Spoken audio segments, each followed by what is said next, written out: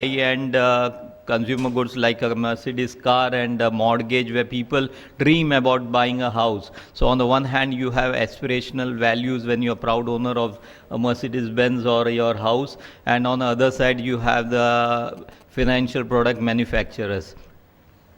So to start the ball rolling, where we need to know how do we increase our businesses, let me start by saying that I recently happened to read a book by Jim Collins called Built to Last, wherein they had done a research over a 6-year period analyzing hundreds of companies from USA, and they compared the best companies which they had called as visionary companies and the second best companies which were in comparison to them.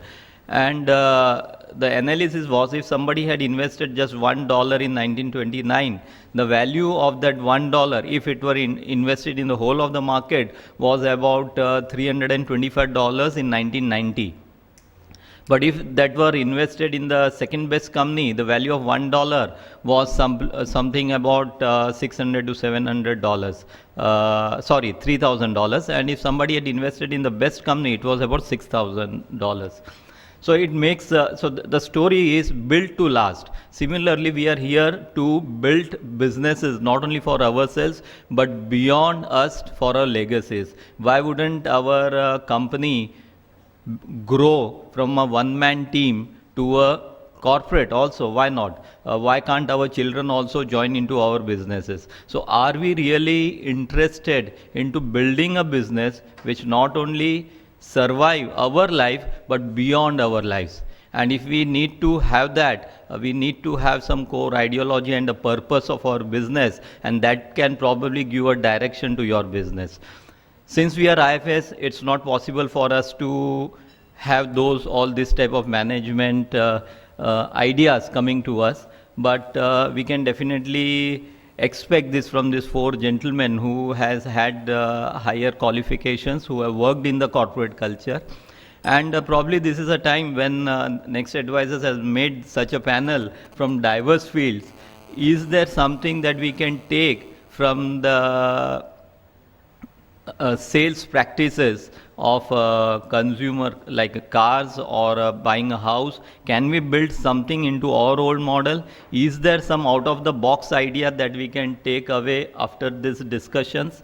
So to start with, I'll request these panels to talk in brief for 10 minutes about their industry, and then we'll have a panel discussion where we'll try to make some comparisons and differences between the various industries and how we go ahead, and which at the end of this session I think we should have many takeaways, many ideas how we can increase our businesses. So to start with, let me not start with the financial services because we already know about that, but let us have openers in terms of पहले तो घर आएगा, बाद में गाड़ी आएगा. So let us start with Manish Yadav first. Yeah. Thank you very much. It's a pleasure to be here. I'm Manish Yadav. I head Aditya Birla Finance for the mortgage division.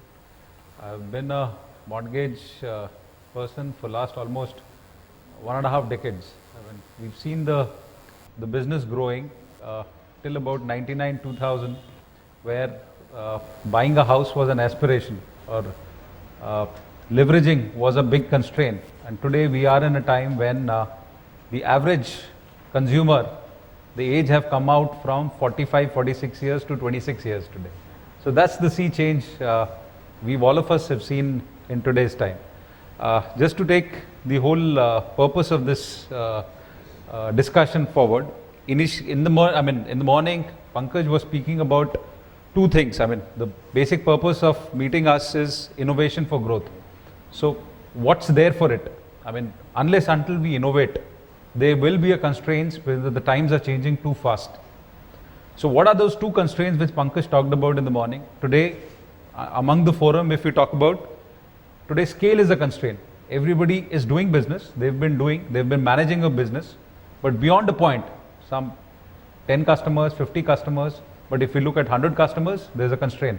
You can't manage. Then your relationship, the trust factor which you talked about, gets lost. Second today the biggest constraint is we are experts in one ourselves. We talk about, we can deal with a customer, but we are only a one-man show who can give him only a one product. So that's a big constraint which he talked about. So these are the two basic constraints which we have today, and that's where we are talking about innovation which is required if we want to grow beyond this. So just to take it forward, what's there in our business, as a line of business? Just to give you a little brief in terms of what mortgages is. Mortgages is today just 7% of the whole GDP. If I look at China, like I look at Taiwan, it's about 25-28%. If I look at Europe, it is roughly around 82%. So there's a huge way we have to go forward. So from a GDP standpoint, we are negligible. We are just growing. Taking second thing into 2010, the total outstanding on the mortgages was 5,50,000 crore. 2015, this 5,50,000 crore is going to be 11 lakh crore. And by 2020, we are talking about 44 lakh crore as just a mortgage, which is going to be the outstanding. It's growing for the last 10 years, is going at a CAGR of 20%. So that's the growth which this particular business has seen. If you know the credit offtake, though there has been a slowdown, the credit offtake in April or last quarter has been somewhere around 16%. But if you look at mortgages, from some 23%, it has come down to some 20%.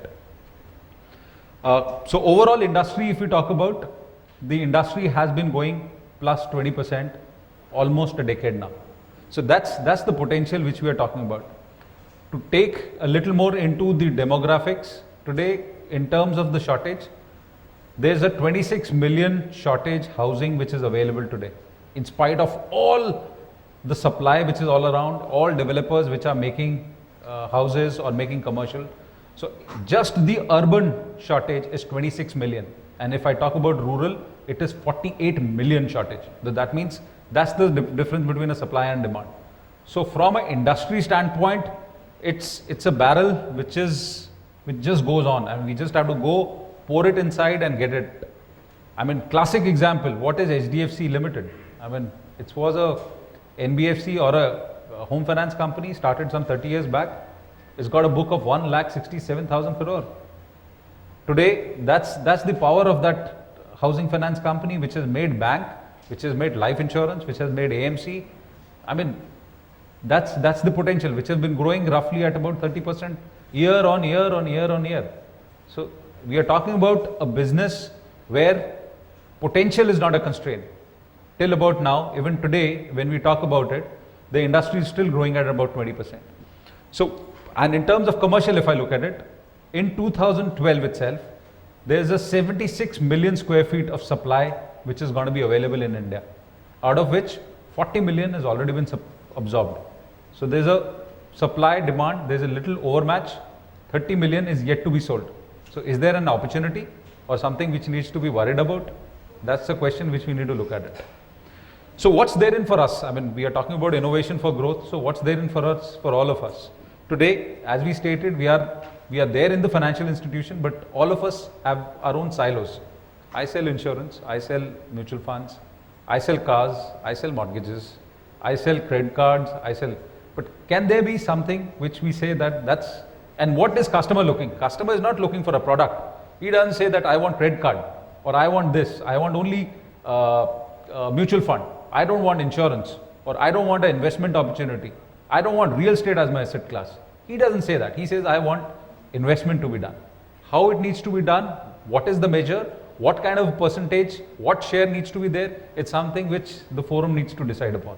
As an IFA, today, rather than just saying that I only sell one, today if we look into the whole bouquet and we say that we are actually in true sense an advisor, and that's where what Pankaj talked about in the morning, the trust builds in, because then he starts trusting you, understanding you that this gentleman can take care of all my needs. And how different is a bank doing today? Banks are almost doing the same thing. So can they reach to all the customers? No. So there's definitely an opportunity which is available there. So that's one thing which we'll talk about. Today we are talking about a platform. Today, you know how does stocks move? what needs to be sold, which script needs to be sold. But can we put as a platform that today for a customer's need, we can design a product, we can make him understand and give him a product which is need based or required as per his need. That's the second thing. Third, I'll want to put across, today real estate is one of an investment class. I mean, all of us know it, but how much, it's still not something which is as organized as what the other industries are. So today there's a big opportunity which is available where we can actually, if we have a platform, if we are looking at something which a single platform can serve all these things, whether it is my investment needs, whether it is leveraging of my current assets, that's a huge potential. So what are we trying to say? We are trying to say that there are opportunities available within the mortgage space. Okay, we have products like loan against property, where a customer already owns one and he can leverage that property. He can use that money for his working capital. He can use that money for your investments. He can use that money for buying another asset class. Today you have lease rental discounting. So that means as a customer, when you're selling him investments, there is an opportunity which is available, what I talked about supply in terms of commercial space. Builders today sell properties which are pre-leased. That means he's selling off the property where he's assured giving you a return of what, 8-9%, depending upon which side, what property. So there's an opportunity where you can actually give an investment as an asset class where you can say that yes, a customer can buy this property and there's a bank or there's an NBFC or there's a platform which can fund it, and you as a IFA can be a partner to the same. Thirdly, we are talking about a commercial purchase. Today, what is the difference? I mean, today people buy, people sell. There's a builder who sells, there's an agent who sells. But what's the problem? Is that property right? It's legally done? Is all the due diligence have been done on it? That's a big question. And what's on the supply side? Do you have the whole bouquet or a platform where you know that what's available? If I have to look at Bombay, what's available for sale?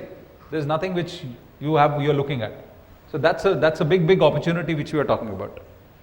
So property services. Today there's lot which can be looked into, or there's a huge need which we can talk about as a platform to look into the property services. Last but not the least, can there be a leverage possibility? Because when you go on one side, you say that you are going for a customer and asking for a check for his investments.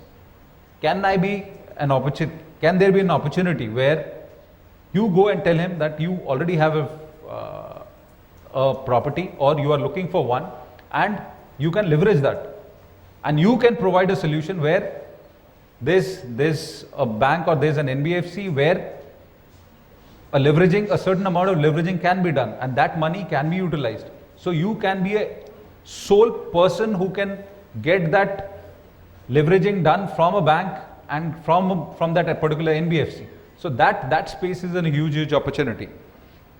So in a nutshell, what we are talking about is an alternative line of business. Today, your businesses have a cycle. Today, the equity is not down. So what do? We stop? It doesn't happen. So do we have an alternative line as a line of business? Can I take care of all the needs what's there for my customer? So that's a big question, for which as a group we are trying to work out, and we've got a platform which has been given by Aditya Birla Money. Okay, there's a platform where on that particular platform you have the advantage of trading into the equity. You have the platform of using the network. You can sell properties. You have all the supply which is there on that side. You have loans which can be done. You can buy properties. You can buy as an asset class. So that's a huge opportunity which can be done along, and it doesn't take anything, because at the end of the day they are the same set of customers you're going about with. So that's a question which I leave it to you. I mean, definitely once in the panel we'll discuss about it, but from a growth standpoint, from an opportunity standpoint, it's a big revenue opportunity. Because today when you go to a customer and say, I can provide you 2 crore loan against this property, or I can make you this, buy this product, leverage this property, he sees you with a different side altogether. So that's an opportunity which I look forward. Thank you. Debashish, how do you find the consumer psychology changing when we see that the numbers of big cars being sold in the Indian markets is continuously increasing. So what is it? What has happened? We know that the per capita income has increased, but is there any change in the psychology of the consumer also? Good. I'll try to address it this way. First of all, thanks for inviting me over here. Anirudh is a classmate. The association goes more than 30, 40 years. But first of all, I was very scared in this room, people talking big numbers, and I, honestly speaking, even my co-panelists are from the almost similar backgrounds. And I was really confused that am I a misfit over here? What should I talk? I have no connection or relation to the entire numbers. Other things I'm not able to understand. I can talk very simple things what I know. I'm a sales guy. I'm a salesman. All throughout my life, I've been selling compressors to cars in different part of the country. First of all, the basic way of purchasing as it goes in Indian psyche is, cash card, condominium card, the psychology, we all know. What has changed in India? Why people buy so many cars? From where do they come? How has India become the 6th largest car buying country in the world and aspire to become the 3rd buying when there are giants like US and China sitting across? Why so many big cars we are talking about, which is happening, as you rightly asked me? What changes? Does India become richer? Honestly speaking, it's not about much of the wealth side. Honestly speaking, it is not much on the wealth side. Of course, India is buying, but it comes purely from India moving from a very strong saving economy to a spending economy. I mean, we are a middle class country. At the end of the day, we are a country which is growing in the last 10, 15, 20 years. I mean, I am 20 plus years in the industry working. The India which I have seen in my college life and school life, where we had to knock to doors for a job, and the India I see today at the age of 40 plus, where I get 3 jobs on my table before the current one I resigned to, is a very different India. It's a very different India. And this India is moving primarily because of aspirations. Let me take you some few examples before I go into statistics. We participate in the Auto Expo. You must have heard of the Auto Expo, which happens in Delhi every 2 years, where all the auto giants put up their showcases. Now, Mercedes-Benz, as my company, we put up a pretty good investment in the Auto Expo. We put up 25 crores in the stall itself for 8 to 10 days. Now, our cheapest car starts from 31 lakhs, which is on road 37 lakhs. It's not definitely not for the normal people, 38 lakhs on road a car. And we have almost the highest number of visitors coming to our pavilion. And don't believe, in 10 days we get more than 2 million people coming into a pavilion. And people standing in a queue for 2 hours to enter. What's there? Now, some people ask me that, why do you do all this tamasha? Really, do you think these people can buy? They are taking photographs of the cars, posing here and there. I mean, how does it matter? I mean, are they your customers? You are selling a car which is starting from 38 lakhs. It makes some sense that you had a product of 2 lakhs. The fact of the matter, it is very not so important whether they can buy. 99% of them will not be able to buy. They are absolutely normal people who bought a 100 rupees ticket and came to the expo. But if you look into their eyes speak on something. Their eyes speak on dreams and aspirations. Their eyes speak that I can't buy this car today, of course, but someday I will. And this aspiration and this dream, if they possess within themselves, they will find the means and ways over a period of next 10, 15, 20 years to own something. Whether they can buy a Merc or a BMW or Audi is insignificant. But this is the aspiration of a newly developed generation which pushes the economy forward. People think that I can do so. It's a very aspiring economy, it's a very aspiring India. There's a lot of positiveness in the entire growth story which is pushing it. And that's why we can ignore for the time being what's happening in the political or the economic scenario. Even in 2009 when the entire world cracks down, India still grows. That's point number 1. Point number 2, let me come to the direct question which you asked me about the car industry. Statistics says that we sell roughly around 2.4 million cars right now, and we are scheduled to sell around 8 million cars in India by 2020. 8 million, 80 lakh cars in a year. Not a small in 2020. And today we sell 23 lakhs cars. It's big numbers.